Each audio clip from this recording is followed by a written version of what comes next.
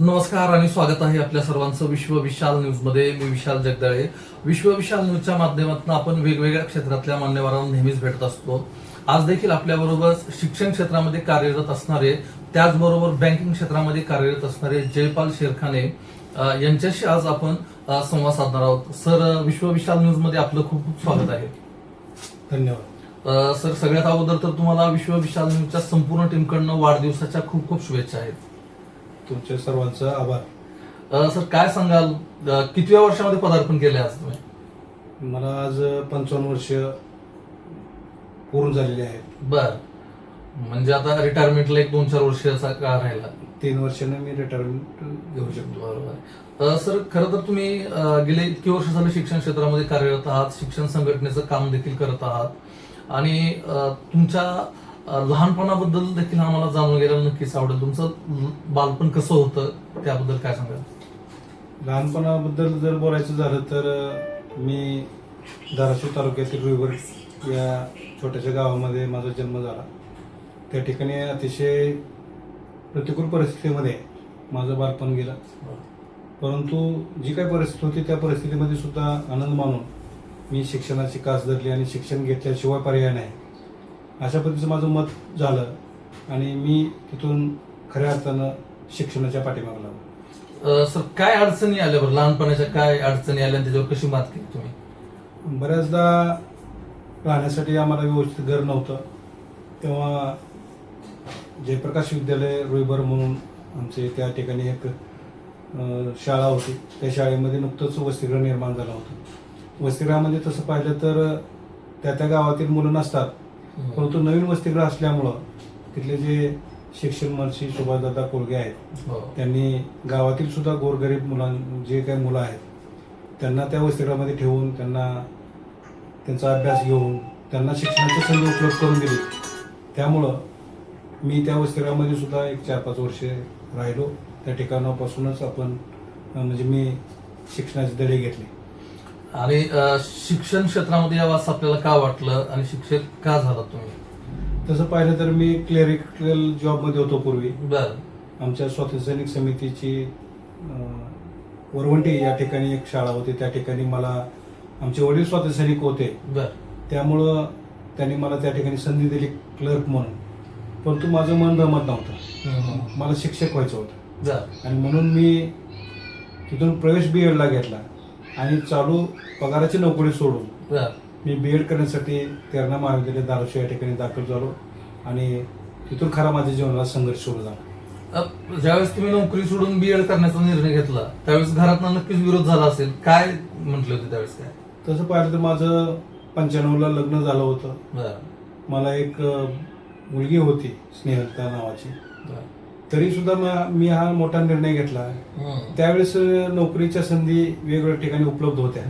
म्हणून मी निर्णय घेतला की आपण जर शिक्षण वाढवलं, शिक्षण जर आपण घेतलं तर निश्चितपणानं आपल्याला कुठेतरी संधी मिळू शकते शिक्षक म्हणून. आणि म्हणून मी तो धाडसी निर्णय घेतला आणि त्या काळामध्ये चालू पगाराची नोकरी सोडणं तसं मला विरोध झाला, घरून विरोध झाला किंवा मला बाकीच्यांनी सांगितलं, मित्रपरिवाराने सांगितलं की सोडू नको नोकरी. परंतु काही गोष्टीमुळं किंवा माझी निर्णय क्षमता मी निर्णय घेतला, जे होईल ते होईल म्हणून तिथून बाहेर पडलो आणि मी BEdचं शिक्षण घेतलं. स्वतःवर विश्वास होता? स्वतःवर विश्वास होता की माझं शिक्षण MA BEd झालेलं आहे, मला नक्कीच कुठं ना कुठं जॉब मिळेल ही खात्री असल्या कारणानंच मी तो जॉब सोडला आणि शिक्षणाची कास धरली. शिक्षक म्हणून आता तुम्ही किती वर्ष झालं काम करताय सर? आज मला 26 वर्ष पूर्ण होत आहेत शिक्षक म्हणून. त्याच्या अगोदर मी 6-7 वर्ष क्लर्क म्हणून काम केलेलं आहे. सर, मला एक प्रश्न विचारावा असं वाटतो. गेली 26 वर्ष झालं तुम्ही विद्यादानाचं काम करताय. या 26 वर्षामध्ये विद्यार्थी कसा बदलत गेला? म्हणजे अगदी तुम्ही पहिली दुसरी तुमची जी बॅच असेल त्यावेळेसचा विद्यार्थी आणि आताच्या विद्यार्थ्यांमध्ये काय फरक जाणवतो तुम्हाला? खूप जमीन आसमानचा फरक झाला आता. पूर्वी विद्यार्थी किंवा आम्ही मुलं आमच्या गुरुजनांना खूप मानायचो, त्यांचा आदर करायचो, त्यांच्या अंगाखांद्यावर खेळायचो. परंतु आज मी 26 वर्षामध्ये मला पूर्वी जे अनुभव होता तसं पाहिलं, मी खानापूरला ज्यावेळेस शिक्षक म्हणून नोकरीस लागलो त्यावेळेस आमच्याकडे वसतिगृह होता. श्रीदत्त महाराज रुईकर यांनी ती शाळा काढली होती केशव विद्या मंदिर म्हणून. त्या ठिकाणी मग वसतिगृह होतं, 200-250 विद्यार्थ्यांचं वसतिगृह होतं. त्याच्यामध्ये काही म्हणजे परगावून काही मुलं येत होते हा. आणि मग आम्ही विद्यार्थी सर्वे करण्यासाठी म्हणा किंवा पालकांच्या भेटीसाठी जेव्हा त्यांच्या घरी जायचो हो. तेव्हा ते मुलं इतकं आनंदाने आमचं स्वागत करायचे. हम्म. आम्हाला खाण्यासाठी चांगले चांगले द्राक्ष काढून ठेवायचे, हो. केसर जातीचे सुंदर सुंदर आंबे आमच्यासाठी ठेवायचे. हो. ही जी प्रेम जिव्हाळा होता हा. तो आता अलीकडच्या 2-4 वर्षामध्ये तो नाहीसा झाला असं म्हटलं तर काय वागू होणार. कोरोनानंतर ही मानसिकता मोठ्या प्रमाणात बदलली असं वाटतं आपल्याला. कोरोनामुळे तरी सगळी माणसं तर दूर गेलीच गेली, परंतु विद्यार्थ्यांमध्ये सुद्धा शिक्षणाची काही म्हणजे एवढी आवड राहिली नाही आणि पालकांमध्येही नाही. जर विद्यार्थ्यांना आणि शासनानंही तशा प्रकारचे काही निर्णय घेतले की बाबा विद्यार्थ्यांना शिक्षा करायची नाही. हो. पूर्वी म्हटलं जायचं की छेडी लागे चमचम विद्या येईल गमगम, परंतु ही जी काही कन्सेप्ट होती तीच आता शासनानं मोडीत काढली. हो. त्यामुळं एक त्या मुलांच्यावर असणारा जो धाक होता तोच कमी झाला आणि जी काही फॅमिली प्लॅनिंग आहे हो. त्यामुळं विद्यार्थी संख्याही तेवढी नाही आणि मुलांची संख्या नाही.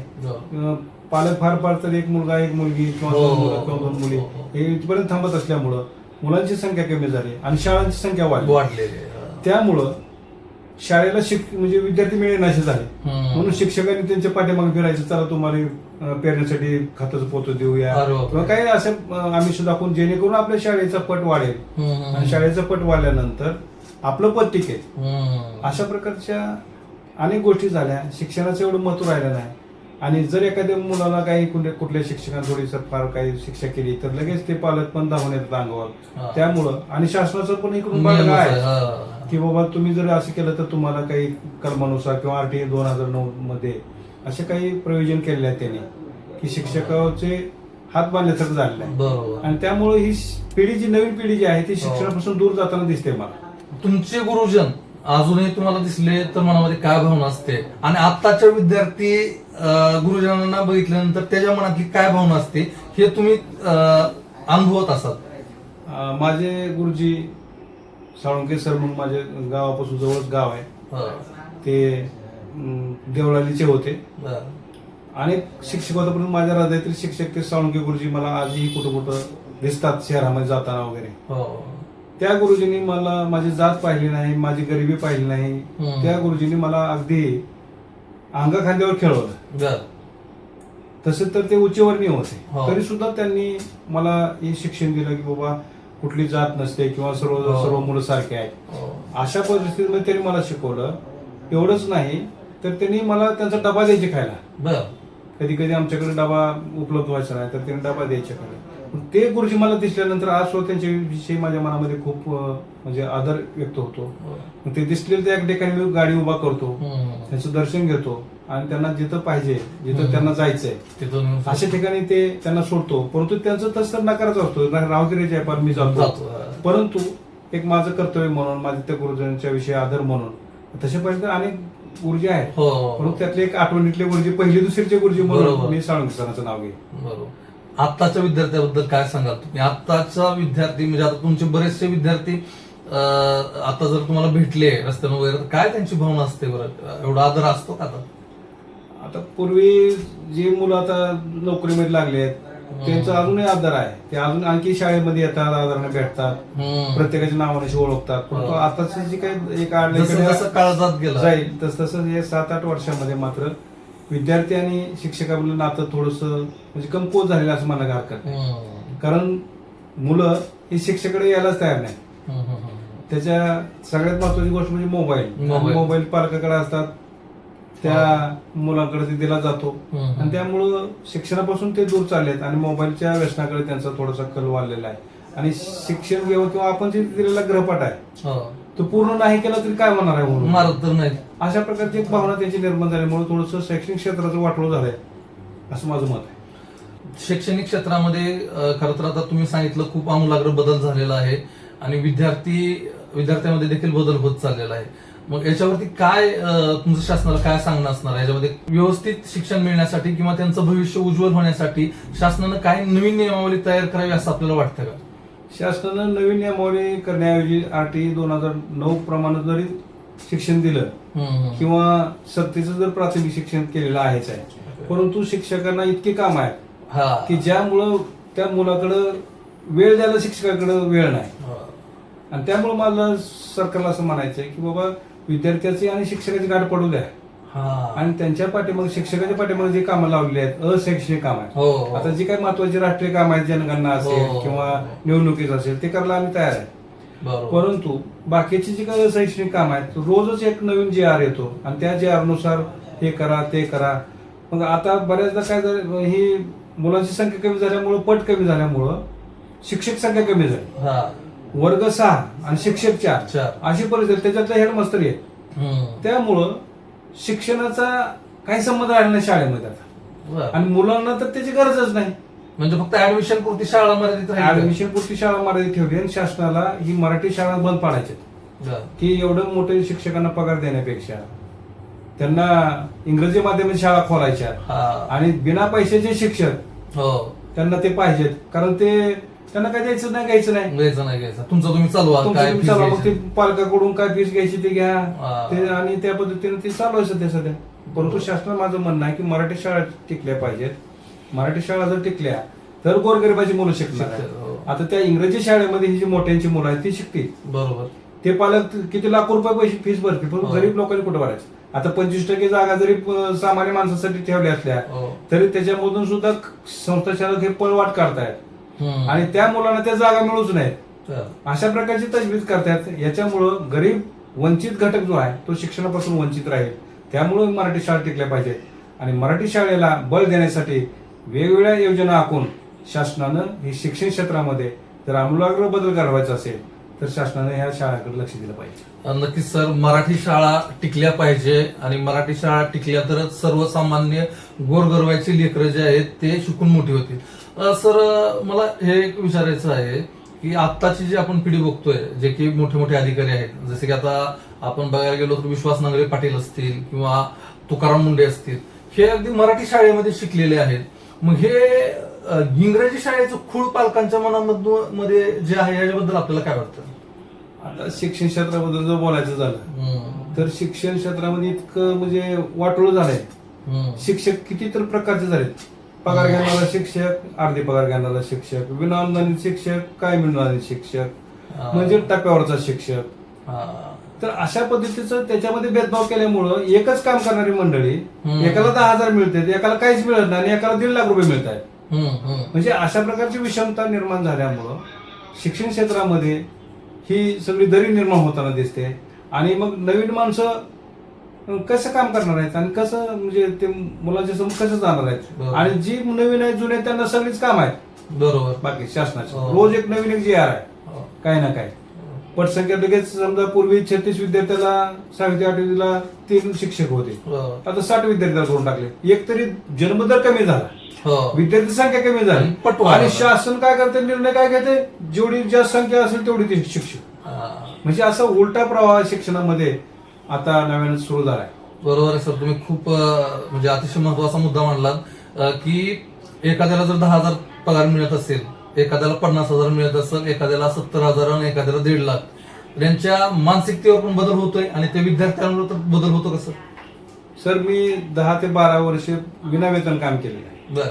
मला ती जाणीव आहे की शिक्षकाच्या काय व्यापना असतात, शिक्षकाला काय त्रास होतो आणि विनावेतन काम करणं आणि अध्यापन कसं करायचं. जायला सुद्धा जर पैसे नसतील आपल्याला, पोटच नाही भरलं तर त्यांनी कशी शिकवावे. म्हणून मला शासन असं म्हणायचं की सगळ्या शिक्षकांना एक चांगल्या प्रतीचा जपानमध्ये किंवा परकीय देशामध्ये शिक्षणावर फोकस केलं जाते कारण ही मुलं शिकली तर उद्याची पिढी. बरोबर, आपला देशच त्याच्यावर आहे ना. जपानमध्ये असं म्हटलं जातं की एका मुलीसाठी 4 वर्ष किंवा 3 वर्ष ट्रेन चालू होती एका मुलीसाठी, तिचं शिक्षण बंद पडू नये म्हणून.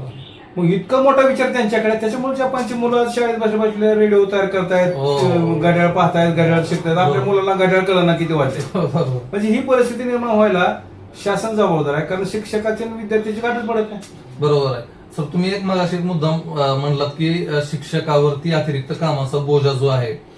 सर, आता एक उदाहरण तुम्ही म्हटलात की आता खरं जनगणनेचं काम वगैरे असेल तर करायला हरकत नाही, पण शिक्षकावरती एवढी कामं आहेत की त्यामुळं विद्यार्थ्याचं सुद्धा नुकसान होतंय. उघडच नुकसान होते ना. शिक्षक जर समजा प्रशिक्षणाला गेला किंवा आणि काय करतात 50% शिक्षक प्रशिक्षणाला हजर राहायचे आणि 50% राहायचे. आता 50% शिक्षकांनी काय करायचं, कुणाला शिकवायचं, कोणाला शिकवायचं, कसं शिकवायचं. आता समजा काही शाळा छोट्या आहेत, पण भोसले सारखी, छत्रपती सारखी मोठी शाळा, मोठ्या शाळा आहेत धाराशिव मधली. मग अशा शाळेमध्ये जर 50% शिक्षक जर प्रशिक्षणाला गेले तर बाकीचे मुलं, आणि एका एका वर्गामध्ये 90-100 मुलं आहेत यांच्याकडे, तर मग यांचं शिक्षण कसं होणार आहे आणि कसा ते मेळ लागणार आहे. म्हणजे 2-2 वर्ग 3-3 वर्ग घेऊन ते शिक्षक, आणि त्याच्याकडून अपेक्षा करायची की तुम्ही गुणवत्तापूर्ण शिक्षण दिलं पाहिजे. तुम्ही शिकू दिलं तर ते गुणवत्तापूर्ण शिक्षण होईल ना. तुम्ही जर गुणवत्तापूर्ण शिक्षणच नाही देऊ दिलं तर कसं होणार आहे. आणि म्हणून मग ही मुलं त्यांच्या मर्जीप्रमाणे वागतायत. आताची पिढी शिक्षकाची जी आहे ती समजा ज्ञान आहे, त्यांना AI म्हणजे काय कळत आहे किंवा संगणक म्हणजे काय कळत आहे. परंतु जुने जे काही माझे बांधव असतील किंवा माझे वरिष्ठ काही शिक्षक असतील त्या लोकांकडे अजून छोटे छोटे मोबाईल आहेत, आणि मोबाईलवरच विद्यार्थ्याची हजेरी घ्यायची, मोबाईलवरच शिक्षकाची हजेरी घ्यायची, मोबाईलवरच सगळ्या गोष्टी करतात. अगोदर मोबाईल बंदी होती शाळेत, त्यावेळेस खरं शिक्षण होतं. आता सगळं मोबाईलवरच करायचं असल्यामुळे मोबाईल बंदी करून काही उपयोग नाही. त्यामुळं मग हे सगळं वातावत होताना दिसते आपल्या शिक्षणाची. बरोबर. खरं तर सर तुम्ही शिक्षक संघटनेचं देखील काम करता. मराठवाडा शिक्षक संघाचे तुम्ही धाराशिवचे जिल्हाध्यक्ष आहेत. तुम्ही जिल्हाध्यक्ष म्हणून शिक्षकांचे प्रश्न मार्गी लावण्याचा प्रयत्न केलेला आहे का सर? मी गेल्या 4-5 वर्षापासून जिल्हाध्यक्ष आहे धाराशिव शहर आणि जिल्ह्याचा. शिक्षण क्षेत्रामध्ये काम करायला एवढं वाव आहे, कारण इतके शासनाने प्रश्न निर्माण करून ठेवले. एखादा प्रश्न सुटेपर्यंत दुसरा प्रश्न उभा आहे. त्यामुळं संघटनेमध्ये काम करत असताना दररोज तेच करावं लागते मग. आणि मग असं काम करत असताना संघटनेमध्ये काम करायला खूप वाव आहे. शिक्षकावरती खूप मोठा, अनेक ठिकाणी काही खाजगी संस्था चालक आहेत, ते अन्याय करतायत. त्यांच्या आपल्या घरच्यासाठी सोय करून ठेवली आहे त्या लोकांनी. घरचे मंडळी घ्यायची, पाहुण्यावरची मंडळी घ्यायची. आणि ज्यामुळं आता काही शासनाने काही निर्णय घेतले की बाबा गुणवत्तापूर्ण शिक्षण मिळालं पाहिजे, त्याच्यासाठी TET वगैरे लागू केले. पण TET लागू करत असताना सुद्धा म्हणजे अन्यायकारक पद्धतीने लागू करणं. आता नवीन हेतून असणार असू दे, पण पूर्वीच्या शिक्षकांना TET उत्तीर्ण होणं त्यांना आता ते शक्य नाही, आणि त्याच्या कामाच्या ओझ्याने ते अभ्यास बी करणं शक्य नाही. तरी सुद्धा शासन अशा प्रकारचे अनेक प्रश्न तयार करते. TET सारखा असेल किंवा पेन्शन सारखा प्रश्न असेल. पेन्शनचा मुद्दा तर सर इतका महत्वाचा आहे. शिक आमदार आहेत, खासदार आहेत, ते एक टर्म आमदार झाले किंवा एक दिवस झाले तर त्यांना आयुष्यभराची पेन्शन आहे, आणि गडगंज अक्षरशः पेन्शन आहे. परंतु शिक्षक असतील किंवा इतर कर्मचारी असतील 30-35 वर्ष आपल्या आयुष्यातील त्यांनी शिक्षण क्षेत्रासाठी देऊ, त्यांना जर पेन्शन नाकारले, त्याच्या म्हातारपणीचा जर आधार काढून घेतला तर त्याच्या मनावर काय परिणाम होणार. आणि म्हणून शिक्षण क्षेत्रामध्ये सुद्धा ह्या जास्तीत जास्त खाजगी शाळेचे जे शिक्षक आहेत त्यांच्यावर अन्याय करण्याचं धोरण शासनाचं आहे. सर मला एक प्रश्न थोडासा वेगळा विचारायचा आहे. ह्या गोष्टी खरं तर उघड होत नाहीत, पण जे संस्था चालक आहेत ते शिक्षकांवरती अन्याय करतात का? तसे काय प्रकरण आपल्याकडे येतात का? काय शिक्षक तुम्हाला तसे सांगतात का? आता खरं पाहिजे तर हेच सगळे प्रश्न असतात की काही दिवस त्यांना राबवून घ्यायचं, 8-10 वर्ष राबवून घ्यायचं, आणि ग्रँट यायच्या टायमाला, अनुदान यायच्या टायमाला त्यांनी म्हणायचे की तुम्हाला काही शिकवायला येण्या गेले, तुम्ही घरी बसा, तुमच्यापेक्षा दुसरा शिक्षक चांगला आहे. म्हणजे ज्या माणसानं आपलं आयुष्य, काही माणसं रिटायर झाले अक्षरशः, त्याला अनुदान मिळणार नाही. म्हणजे विनानुदानवादी तुम्हाला कसाही शिक्षक चालतो, विना वेटणे काम करणारा वेटबेकार शिक्षक तुम्हाला चालतो. परंतु पगार आल्यानंतर मात्र त्याला घरी बसवता आणि तुमच्या जवळच्या लोकांची वडील लावता. मग अन्याय नाही तर काय? असे अनेक प्रश्न आहेत, अनेक शिक्षकांचे असे प्रश्न आहेत. आणि त्याला मग तुम्ही सांगते न्यायालयात जा, न्यायालयात सोपं आहे का? त्याला त्याचं पोट भरायची पंचायत. कशा पद्धतीनं की म्हणजे घरी सुद्धा त्यांना कोण विचारत नाही किंवा तुम्हाला पगारच नाही तर काय मग. आणि जर समाजामध्ये जर आपल्याकडे पैसाच नसेल तर काही उपयोग नाही. समाजही त्यांना लक्ष देत नाही. अरे बिन पगारी शिक्षक आहे म्हणून सांगतो. शिक्षकांचे खूप प्रश्न आहेत. कोणाचं म्हणजे त्यांना पेन्शन दिली जात नाही, पेन्शनचा हकदार शिक्षकाला सुद्धा पैशाची मागणी केली जाते संस्था चालकाकडून, आणि त्याची जर ती मागणी नाही पूर्ण झाली तर पेन्शन प्रस्ताव पाठवायचा नाही, वेतनवाढ अडवून ठेवायची विनाकारण, किंवा काहीतरी वेतनामध्ये मग त्याचा हिस्सा आम्हाला दिला पाहिजे, नाही दिला तर मग तुझी नोकरी धोक्यात येईल किंवा असं होईल. अशा प्रकारचे असे अनेक प्रश्न आहेत. परंतु आता ते न बोललेलं बरं, इतके प्रश्न शिक्षण क्षेत्रामध्ये आहेत. सर खरं तर शिक्षकांचे खूप प्रश्न असतात. आणि काय होतं, आता शिक्षकांसाठी आमदार असतो, पण शिक्षकांसाठी जो आमदार असतो शक्यतो तो राजकीय पक्षाचा कार्यकर्ता असतो. राजकीय पक्षाचा कार्यकर्ता असल्यामुळं शिक्षकांचे प्रश्न खरंच सुटतात का, आपल्याला काय वाटतं? डॉक्टर बाबासाहेब आंबेडकरांनी जेव्हा शिक्षक मतदारसंघाची, पदवीधर मतदारसंघाची म्हणजे ते संघ तयार केले, त्यावेळेस संकल्पना त्यांची अशी होती की समाजातील एक दर्जेदार घटक पदवीधर, त्यातला दर्जेदार घटक शिक्षक यांच्यासाठी स्वतंत्र मतदारसंघ असावे आणि त्याच्यातून शिक्षक निवडून यावा, त्यातून एखादा चांगला पदवीधर निवडून यावा आणि त्यांचे पदवीधरांचे प्रश्न, शिक्षकांचे प्रश्न वेगळे असतात इतरांपेक्षा. बरोबर. मग त्यांचे प्रश्न विधान परिषदेमध्ये त्यांनी पोटतिडकीने मांडावे आणि त्यांचे प्रश्न सोडावे, हा उदात्त हेतू ठेवून डॉक्टर बाबासाहेब आंबेडकरांनी हे मतदारसंघ तयार केले. आणि त्यामुळं आमच्या मराठवाडा शिक्षक संघाच्या माध्यमातून सुद्धा D.K. देशमुख असतील, राजभाऊ उदगीरकर असतील, ब पाटील असतील, P.J. दस्तुरकर असतील, हे संघटनेच्या जीवावर त्यावेळेस कोणाचा राजकीय प्रवेश नव्हता, सगळे जीवावर आमदार झाले आणि ते आमदार विधान परिषदेमध्ये, विधानमंडळामध्ये काम करायचे आणि आम्ही रस्त्यावर काम करायचे. एखादा प्रश्न जर समजा शासनाने निर्माण केला शिक्षण संदर्भामध्ये, तर आमचे आमदार, संघटनेचे आमदार त्या ठिकाणी अक्षरशः ते सभागृह डोक्यावर घेत की काही करून तो प्रश्न तिथंच अडवायची हिंमत त्यांच्याकडे होती. बरोबर. आणि आम्ही मोर्चे करून रस्त्यावरची लढाई, आमचा जो असंतोष आहे तो विधान परिषदेमध्ये मांडण्याचं काम आमचे आमदार करत होते. परंतु दुर्दैवानं कालांतरानं या मतदारसंघामध्ये सोयीचं राजकारण म्हणून काही लोकांनी म्हणजे राजकीय लोकांनी प्रवेश केला आणि त्यांच्या पुढं शिक्षक टिकू शकला नाही आणि तेव्हापासून आम्हाला जे काय अतिरिक्त अवजार होता आमच्याकडे लढण्यासाठी शिक्षकासाठी आमदारकी, तेही राहून घेतलं. तो शिक्षक असेल किंवा नसेल, तो आमदार व्हायला लागला आणि शिक्षकाचे प्रश्न काय मांडणार. आणि म्हणून शिक्षकांचा आमदार असला पाहिजे, शिक्षकांचा प्रतिनिधी पोटतिडकीने विधान परिषदेमध्ये असला पाहिजे, तर हे शासन काय करणार नाही. पण शासनाने सगळे हे मतदारसंघ हायजॅक केले आणि राजकीय सोय लावली की त्याचे कोणी असतील ते जवळचे वगैरे त्यांना आमदार करायचं आणि ते मग तिथं चालले. आणि ते काय बोलणार आहेत, मग त्यांना गॉडफादर असतात, त्यांचे पक्षाचे प्रमुख असतात. जर समजा आर्थिक संदर्भामध्ये जर एखादा शासनाने निर्णय घेतला आणि जर तिथं विधानसभेमध्ये किंवा विधान परिषदेमध्ये जर आवाज उठवायला लागला तर त्याला म्हणत तू थांबा, खाली बस, पुढच्या वेळेस लढवायचं नाही, पुढच्या वेळेस लढवायचं नाही. अशा प्रकारच्या काही मर्यादा येऊ शकतात. त्यामुळे माझं म्हणणं आहे की संघटनेचाच उमेदवार हा आमदार झाला पाहिजे, जो पोटतिडकीनं या शिक्षकांचे प्रश्न त्या ठिकाणी मांडू शकेल. सर, हे कुठं तर दुर्दैवी वाटत नाही का, शिक्षक एकत्र येत नाहीत आणि शिक्षकांमधनच शिक्षक आमदार व्हावा असं शिक्षकांना वाटत नाही का? आता भारतीय लोकशाहीमध्ये जर बोलायचं म्हटलं तर ते अवघड आहे. आताच्या निवडणुका कशा होतात, काय होतात हे सांगायची काही नव्यानं गरज नाही. आमचा मतदारसंघ 78 तालुक्यामध्ये पसरलेला आहे मराठवाड्याच्या. एवढं विस्तीर्ण असणाऱ्या या मतदारसंघामध्ये शिक्षक माणूस पोहोचणं शक्य आहे का, काय खर्च करू शकणार त्यांच्या मुकाबल्यामध्ये. त्यांचे जंगलामध्ये सुद्धा बॅनर आहेत,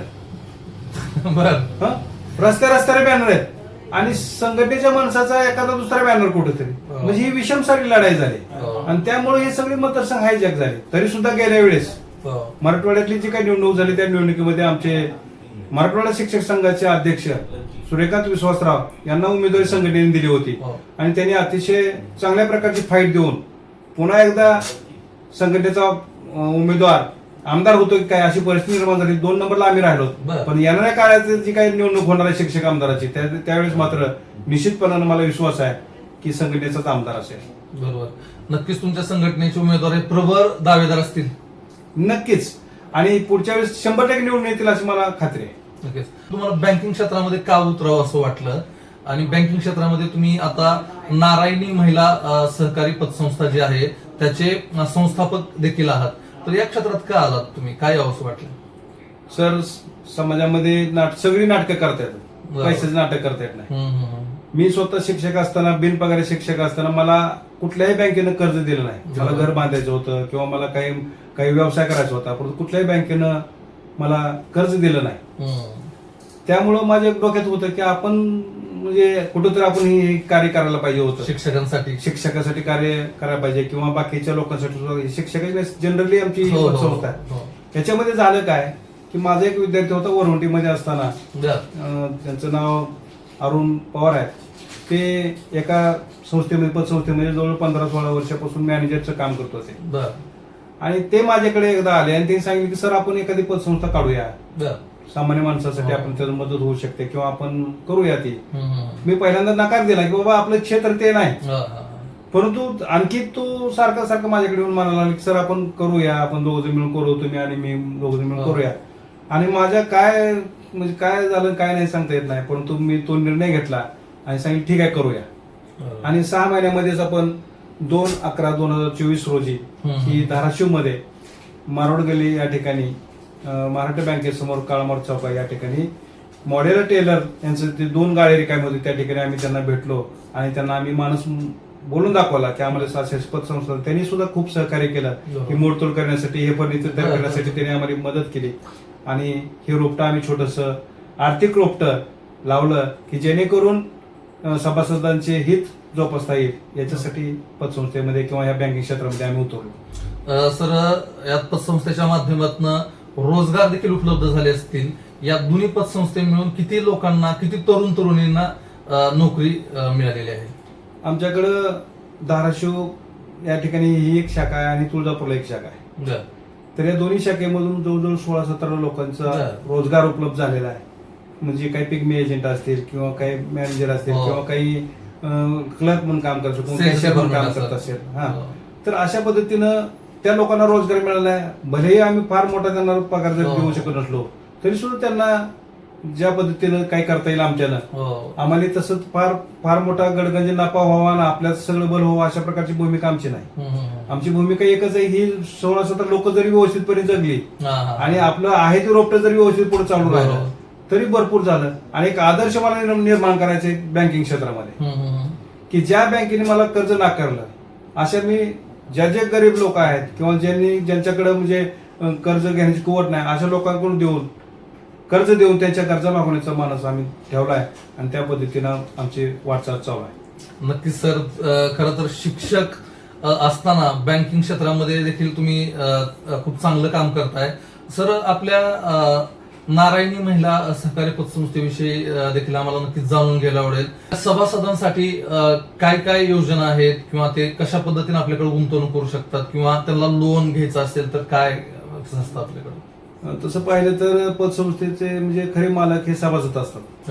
हे सभासद काय करतात, पतसंस्थेमध्ये आपली ठेव ठेवतात, विशिष्ट व्याजदरावरती ते ठेव ठेवतात आणि त्या ठेवीचं रक्षण करणं, त्या ठेवीवर व्यापार करणं, व्यवसाय करणं हे पतसंस्थेचं काम आहे. बरोबर. पण बऱ्याच पतसंस्थेने काय केलंय, स्वतःच्या फायद्यासाठी बऱ्याच गोष्टी केल्या की ज्याच्यामुळे अनेक पतसंस्था बुडाल्या. परंतु एवढी पतसंस्थेची आता इथं जर तुम्ही पाहिलं काळामार चौकामध्ये तर अनेक पतसंस्था आहेत. परंतु माझ्या पतसंस्थेमध्ये एवढी का गर्दी होते, माझ्या पतसंस्थेमध्ये एवढे लोक काय येत आहेत किंवा माझी एका वर्षामध्ये 2 वर्षामध्ये 14 कोटीपर्यंत कशी काय आमची एवढी पतसंस्था गेली किंवा तुळजापूरची नवीन असताना 3-4 कोटीमध्ये कशी काय गेले. तर याला एक कारण आहे की आपला विश्वास असला पाहिजे. बरोबर.